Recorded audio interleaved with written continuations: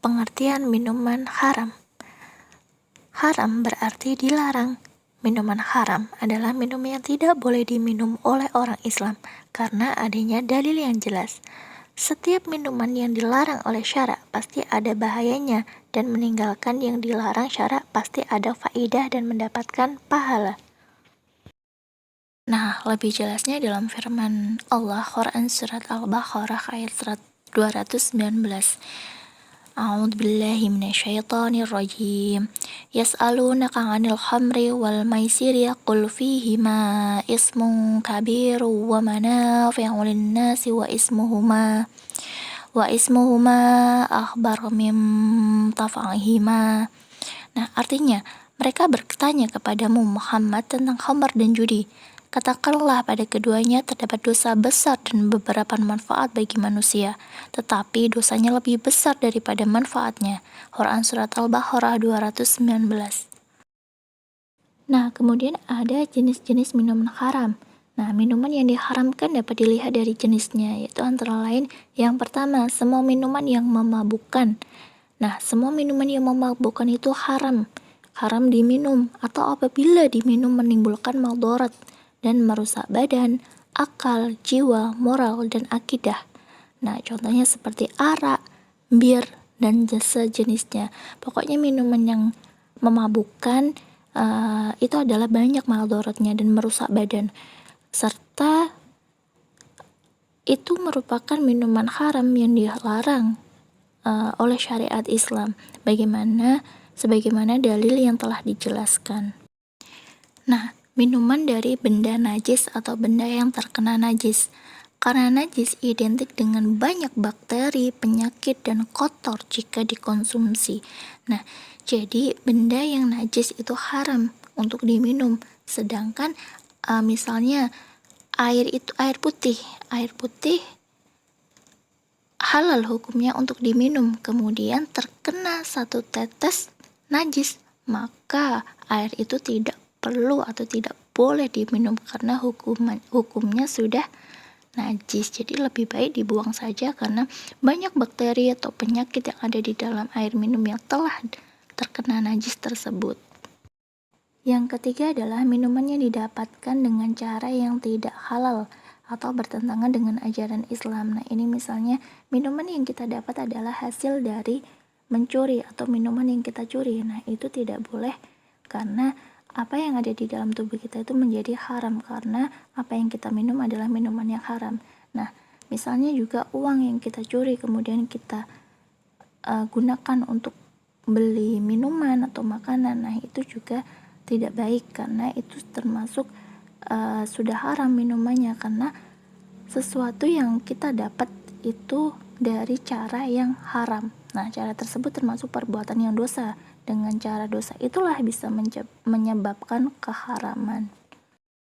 Nah, lanjut ke contoh minuman haram. Nah, yang pertama adalah hewani yang haramnya dari hewan seperti darah sapi, darah kerbau, darah kambing, bahkan darah yang katanya untuk obat seperti darah ular, darah anjing, darah biawak, dan lain sebagainya. Nah, setiap darah dari hewan kita minum itu adalah haram. Nah, maka tidak boleh kita minum. Nah, darah apapun atau bahkan katanya untuk obat penyakit tertentu. Nah, itu darah janganlah diminum karena haram.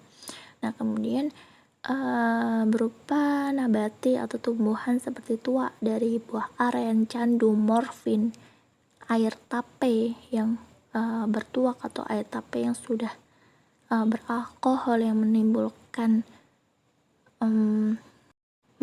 madarat dan itu memabukkan seperti halnya anggur yang telah bertuak atau yang telah beralkohol. Nah, itu juga tidak boleh diminum karena sudah haram. Nah, kemudian berasal dari perut bumi, yaitu haram diminum seperti solar, bensin, spiritus, dan lain sebagainya yang membahayakan. Nah, karena kalau itu merupakan cairan yang tidak boleh dikonsumsi karena di situ terdapat racun jika kita konsumsi dan tidak baik untuk tubuh kita. Nah, oleh karena itu apa yang tidak baik bagi tubuh kita itu sebaiknya tidak diminum. Kemudian lanjut sikap menjauhi minuman yang haram. Nah, bagaimana sih sikapnya? Nah, yang pertama adalah hendaknya tidak makan dan minum yang hasil dari maksiat ataupun haram. Nah, jadi seperti yang saya jelaskan tadi bahwa hendaknya minuman atau makanan kita dapatkan dari hasil yang halal, tidak dari hasil mencuri atau uang hasil mencuri kemudian kita belikan makanan dan minuman. Nah, itu tidak boleh karena zatnya atau apa yang kita masukkan di dalam tubuh kita semuanya akan menjadi haram karena kita dapatkan dari cara yang haram. Nah, kemudian yang kedua adalah sebaiknya makan dan minuman secukupnya. Nah, ketika kenyang maka sudahilah untuk makan, jangan berlebihan. Kemudian yang ketiga adalah menghindari makanan dan minuman yang membahayakan tubuh. Nah, seperti tadi kita tidak boleh meminum solar, bensin, spiritus. Nah, itu membahayakan dan banyak racun bila kita konsumsi. Kemudian yang keempat adalah menghindari menghalalkan segala cara untuk mendapatkan makanan dan minuman. Nah, menghindari menghalalkan segala cara. Nah, ini jadi kita menghindari menghalalkan segala sesuatu untuk mendapatkan makanan atau minuman. Misalnya hasil dari korupsi. Nah, itu juga tidak boleh atau korupsi itu merupakan hal yang tidak terpuji atau perlakuan yang tercela. Nah, itu uang korupsi kita gunakan misalnya orang lain gunakan untuk makan, untuk membeli makanan dan minuman. Nah, makanan dan minuman itu yang dibeli makanan yang haram, akan tetapi cara dia mendapatkan uang itu kan dengan cara yang haram. Jadi otomatis makanan yang dia beli itu menjadi haram. Nah, seperti itu. Menghindari perbuatan menghalalkan segala cara untuk mendapatkan rezeki. Nah, contohnya seperti tadi, apa yang kita gunakan untuk membeli sesuatu sebaiknya dari cara atau dari uang yang halal. Nah, kemudian adapun akibat mengkonsumsi minuman haram, nah akan mendapatkan murka dari Allah. Nah, murka ini seperti azab yang mana Allah akan berikan di dunia maupun di akhirat. Kemudian hatinya tertutup, nah sebab tidak menerima hidayah atau petunjuk dari Allah.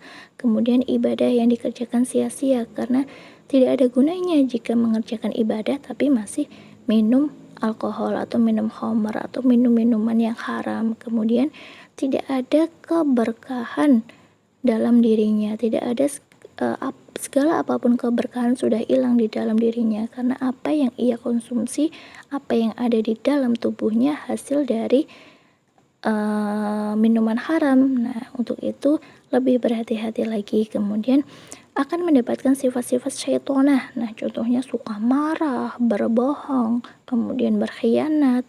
Nah, susah menerima ilmu kebenaran. Nah, tadi hatinya sudah tertutup karena tidak mendapatkan hidayah dari Allah. Nah, untuk itu ia juga susah menerima ilmu kebenaran atau susah mendapatkan kebenaran di dalam hatinya. Karena mereka anggap dirinya sudah benar, apa yang ia lakukan sudah benar. Nah, makanya dia susah menerima ilmu kebenaran. Kemudian badan tidak sehat dan mudah terkena penyakit.